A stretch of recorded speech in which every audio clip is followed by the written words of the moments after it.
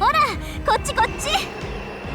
輝く海流星の穂、思い出は宝石に。受け取って、エディンシグラコラプサー。大事な王冠見せちゃった。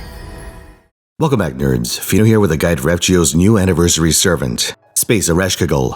On top of being the newest incarnation of everyone's favorite Rin face, Eresh is FGO's second ever playable beast-class servant. Does she live up to the hype? Pretty much, yeah. Unlike Draco, who is strong against the 7 standard classes and weak against the extra classes, Space Ereshkigal is neutral against every standard class, including Berserker, but deals 1.5 times damage against all but one of the extra classes. That would be the Humble Avenger, who has true class advantage against Ereshkigal. Bit of a nod to Space Ishtar, I'd imagine. When she initially came out, I thought this was kind of a shit deal, since you spend most of the game fighting standard class servants. In this regard, Berserkers are much more forgiving, since their bonus damage extends much more widely. The upside though is that almost nothing hard walls her, only Avengers, which are exceptionally rare enemies. And being able to do bonus damage against foreigners does have its share of uses, as we just found out in that awful 90++ note from Dancing Dragon Castle. But let's hold off on farming strats for the moment. Space Ereshkigal's main gimmick is Infinity Indicator. This is the passive that gives Eresh her unique affection system. Certain actions taken before or during combat give you affection points, and as her affection level goes up, Ereshkigal's Noble Phantasm gains additional properties. Unlike Bond, affection doesn't persist between battles. Every time you start a new fight, you're back to square one. So understanding how to quickly min-max affection is key to piloting her in combat. You can get a head start by getting Ereshkigal to Bond 5 and placing her in your front line during team formation. These will give you immediate affection before your turn even starts. You get even more points if the field is near water, but you can't control that, so it's not worth thinking about. Once you're in combat, you should activate her first skill before you do literally anything else. This is Goddess Sugar, and it's a 3-turn package of party attack, NP damage, insta-kill resistance, and up to 20% charge for your frontline. As a drawback, it also poisons these party members. This is Ereshkigal's main contribution to multi-core teams, and the combination of party buffs and charge on an AoE attack is extremely desirable.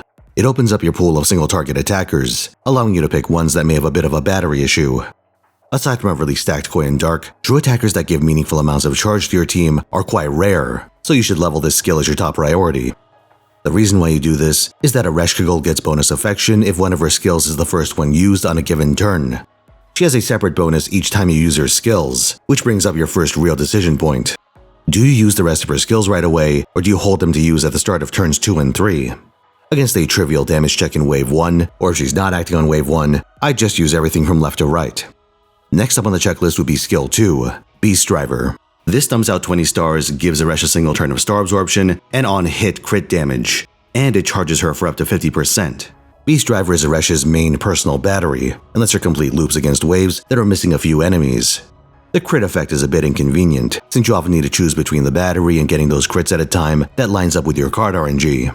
But I treat crits like a nice bonus, more than a part of your core game plan. Worst comes to worst, your Castoria can convert crits into charge for their own Noble Phantasms, so you at least have a functional plan B.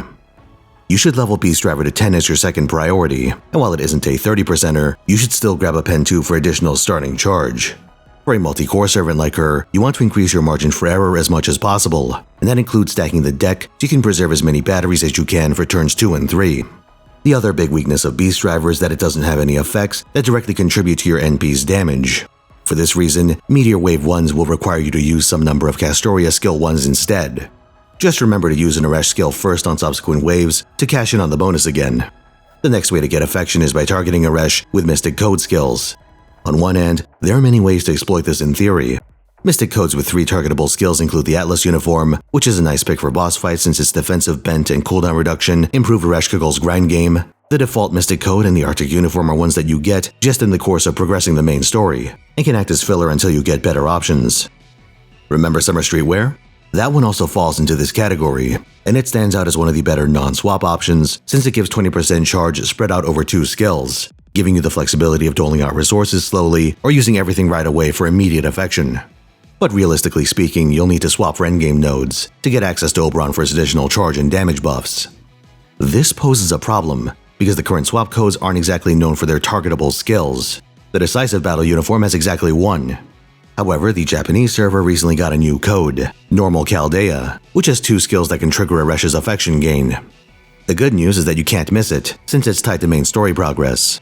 The bad news is that you get it after the end of the Ordeal Call arc, so the optimal swap code won't be accessible until very deep into the game.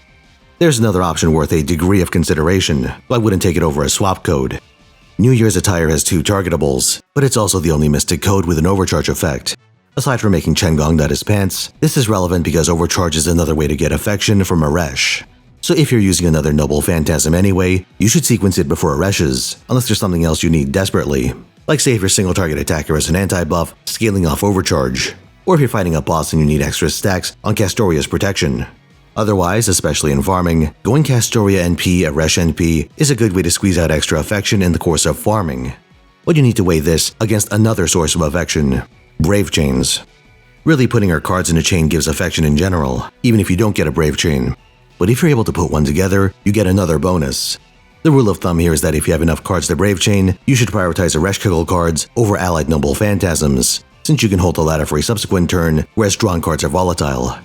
It's also worth noting that the simple act of chaining is what gives you the affection points. She doesn't need to actually hit with the additional cards, so you don't need to sequence them in front of her NP unless you're trying to manipulate enemy health values by doing so. There is one last way to gain affection, using command spells on her. Now some of you are 100% okay with going Basil at Cordelian on your servant, and indeed have already used all 3 spells before I even finished that sentence. But before you go apeshit and order your servant to dress like Mash, talk like Mash, and wear this paper bag with Mash's face printed on it, remember that you only have 3 command spells per day, and they're best spent saving runs where you catastrophically miscalculate your charge. Using a command spell is a hell of a lot better than having your run drag on for 6+ turns. But this begs the question of what exactly you're getting from all this affection maxing. This brings us to Space Eresh's Noble Phantasm, Eden Shugra Collapser. It's an AoE artifact that gains properties based on her affection level. By default, it purges enemy offensive buffs and has a mediocre insta-kill chance. The insta-kill isn't really worth playing around. At affection 4, you become her buddy, which is apparently a promotion from being her mate. I'm guessing she means mate in the British sense and not the fun kind. Your reward is that the insta-kill chance goes up, but you still aren't going to menace anything aside from generic bronze enemies.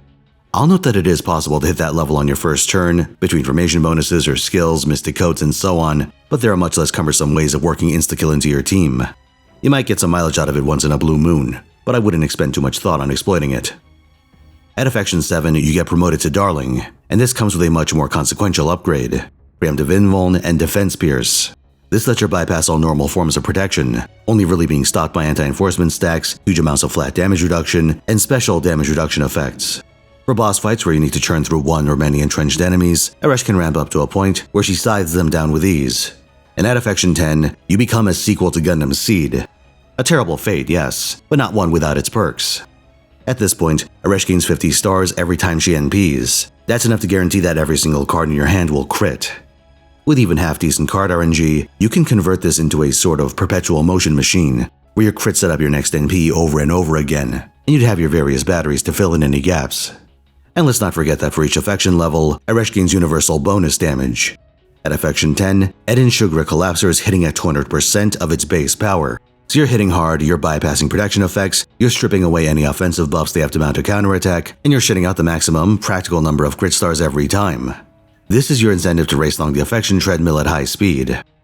And a small mechanical note on that front. The overcharge effect for this NP scales linearly, so there's neither a special benefit nor any penalty for going above the 200% overcharge, aside from getting more damage straight away if you can go up an affection level. This bonus is factored in before your NP fires off. While I've talked at length about Eresh's affection system, there is one last thing you should be aware of. Infinity Indicator has a built-in anti-NTR function. Eresh won't raise her affection with anyone but her summoner. The good news is that she's ride or die. The bad news becomes apparent if you ever try to borrow Space Eresh off your friends list. Infinity Indicator won't even give you a title. It'll just sit there at a big fat 0. You don't even get the free 10% damage for being at level 1. The point is you can't farm off the heavy lifting of your friends. Either you roll your own Eresh, or borrow a different attacker entirely.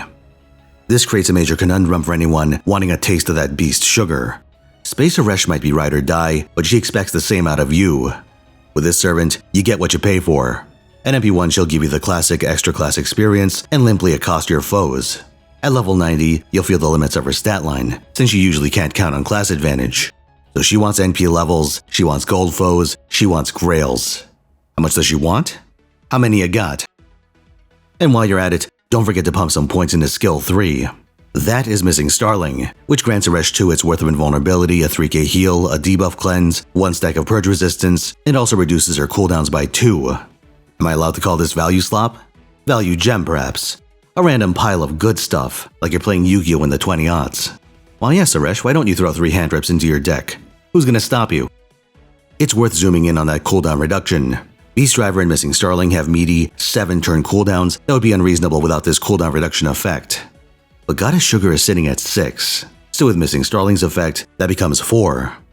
If you use it on wave 1 of a normal fight, another 2 turns will have passed naturally by the time you hit wave 3, putting the cooldown at 2. Barring some pretty specific circumstances, this puts it out of reach of a practical double cast. But the equation is about to change with the imminent release of a pen skill 5. This makes it so that on the first cast of a given skill, its cooldown is automatically reduced by 1. This means with any external source of cooldown reduction, Eresh can cast Goddess Sugar again on turn 3. Unfortunately, finding that external source through another servant isn't quite so straightforward. In a farming run, you can't really drag Tamamo around. Tamamo-vich maybe, but I'd imagine you have better things to do than run a Buster support for your arts attacker. Izumo no Okuni has targeted CDR, if you want to go that way. There are other attackers with this property, but an alarming number of them are AoE attackers. These include Summer Ibuki, funny enough. Given that Eresh is trying to fill the AoE slot on your multi-core teams, going this route is a bit counterproductive. But there is one AoE attacker that might be worth looking at. The Archer of the Apocalypse is a recent JP servant who, despite her offensive kit, also provides a nasty mix of targeted and party buffs. One of these is targeted cooldown reduction, a 50% battery, and an arts buff all in one package. Now whether it's worth using all this gas on Eresh and not your single target attacker is an open question, but you can potentially run Archer of the Apocalypse instead of Castoria. Which sounds like an insane thing to say, but the option is there, and something to keep in mind for the future. But even if you don't get the double cast skill 1, you can find other synergies.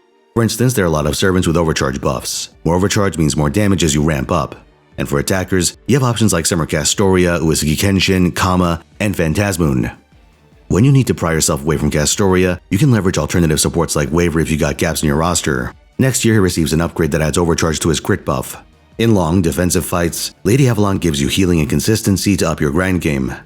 Last among the overcharge supports is Summer Tiamat. While she's not necessarily better for Space Arrest specifically, her role as a hybrid arts quick support opens up synergies with attackers like the aforementioned Kama.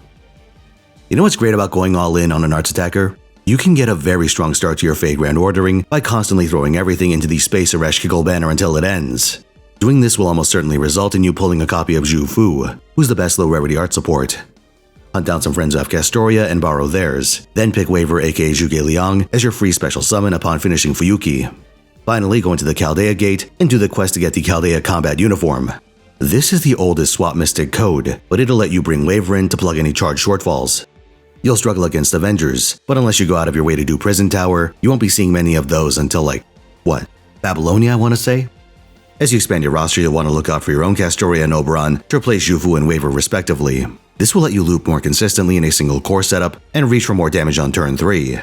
After that, look towards building out your single target roster. A generalist like Summer Castoria is great if you can go deep for her, but you don't need to sweat it too hard. The benefit of an ultra generalist like Space Ereshkigal is that she widens your margin of error, letting you run more specialized or less optimal attackers. You can choose to spend that margin on your single target attacker of choice. In terms of equipment, you should start with something like Ocean Flyer before getting Black Grail as your default option. Nothing crazy there. But if you're keen on maxing out your overcharge value or your Black Grail is occupied elsewhere, you can run something like Inverted Rain of Mud for both NP damage and 2 levels of overcharge. Another one you may run into is Paradise of Ecstasy, which we're getting with Archetype Inception's release. This one has arts, starting charge, and 2 levels of overcharge. For command codes, NP damage is king in farming, so something like Da Vinci should be your go-to. Crit damage may also be useful as a generic option in challenge quests. Eresh has poor uptime on her second skill, so having an alternative source will give you more consistent damage once you reach the Eresh Shitting Stars part of a fight. Mirage in the Sea of Sand gives both crit and NP damage, so it's a good way to hedge your bets. Stick it on a buster card and watch sparks fly. One unconventional pick to consider is Demon Vice Commander. This is a command code normally meant for enmity servants like its namesake Hijikata. But for a servant that has an extremely strong grind game like Space Eresh, it's possible to end up in a spot where your HP is low from chip damage, but you have a large margin of error due to your personal protection and Castoria NPs. The viability of this code will depend on your enemy, but it's a tactical option for very aggressive quarry. Append-wise, your priority is starting charge, followed by cooldown reduction. So that would be 2 and 5. This is assuming multi-core is your highest priority. If you're more interested in running Eresh as your sole attacker, you can prioritize Append 5 to double cast your skills with the Atlas uniform. If you're using Eresh in boss fights, I'd look at Append 4 next to get a continuous source of crit damage. If not, Append 3 gives her anti-rider damage. It's not a very high priority, but if you're using Eresh as an ultra generalist, it improves her damage versus a matchup she might actually opt into. Next, let's talk passives. Anti-Magecraft is particularly interesting as it gives her 3 stacks of debuff immunity. This is the reason why the poison on Goddess Sugar will often fail on Eresh herself. More importantly, being debuff immune right at the start of a boss fight is a major advantage. This can absorb certain mechanics that trigger on turn 0, which would otherwise need luck or a debuff immunity CE to prevent. Very handy, though it is a bit vexing to be taxed as stack just for using Eresh's own skill. She has immunity to various stun types to independent manifestation, and spatial storage gives Eresh 5% flat charge every time she hits with one of her normal cards. For long fights, this is one of those things that piles up to make her NP access more consistent. The last of her notable passives, Authority of the Beast, grants crit damage against servants, 20%, which is a pretty large amount for a freebie. Interestingly, Space Eresh's traits change based on whether she's in Ascension 1 or not. If she is, she's a hominid in Summer mode. In her other Ascensions, these are replaced with non-hominid, levitating, and supergiant. Of these, Summer mode is the only one that matters for picking allies. But in practice it really doesn't, since servants with Summer mode buffs, like Summer Suzuka and Ibuki, are ones that compete for Eresh's AoE attacker slot. So what you really gain from switching Ascensions, aside from Drip, is the ability to dodge some anti-buffs and story mechanics. The battles against Koi and Skya tend to punish Hominide, so swapping off Ascension 1 is a valid play there. Same goes for the really annoying Tlaloc fight in Lost Belt 7, since she stunlocks non-levitating servants. Otherwise, feel free to switch around according to your tastes, or put her on random. Space Ereshkigal is an excellent all-rounder. If you choose to play the game like you're marrying your high school sweetheart, Eresh does reward that kind of early commitment with her extreme flexibility. Farming, boss fights, gimmick encounters, early game, end game. She does a lot if you're willing to put up with the upfront cost. But she also has plenty of weaknesses. For one, she doesn't operate at full strength on demand. If you encounter a very heavy damage check on turn 1, you'll have to jump through a lot of hoops to reach for a higher affection level, or perhaps use buffs that are better saved for your single target attacker. And as an offensive extra class with mostly neutral matchups, she needs heavy investment to reach the point where she can really start steamrolling shit, even with her affection gauge at lower levels. So it's not necessarily worth replacing an extremely heavily invested ultra generalist like Summer Ibuki. But if you don't have one or your options are extremely outdated like Space Ishtar or Summer Kama, it's worth consideration. You don't absolutely need an ultra generalist, but they shift the burden off your single target attacker in team building, and in a high stakes world of 90++, that can save you a lot of headaches. If you're an established player, I'd make her your second priority after getting a copy of CL. If you're impatient, just budget pity, 900 Saint Quartz, and dump the rest into Eresh. Their respective banners should overlap for a few days, so you can double back if necessary. But even if you don't hit your target, you don't need to sweat it too much. Space Eresh comes back next year with the class banners, so you'll have another shot at maxing her out. On the other hand, if you're a fresh player and still in Arc 1, I'd actually say go all in on Eresh. CL fills an extremely useful role in raids and grand duels, but these are functions you will need straight away as a fledgling master. Having a strong core to push through the main story is your top priority, and the sheer versatility of Eresh's skill set will go a long way towards that end. So, how deep do you plan to go for Space Waifu? I might hold back on my main account, but Mistake is a taste for Eresh, and I'm gonna go absolutely apeshit over there. Either way, I'll be rolling this Sunday, twitch.tv/Finotaisen, 3 p.m. Pacific time. So if you want to get in on that, stop by and hang out. Also subscribe to get more FGO anniversary guides.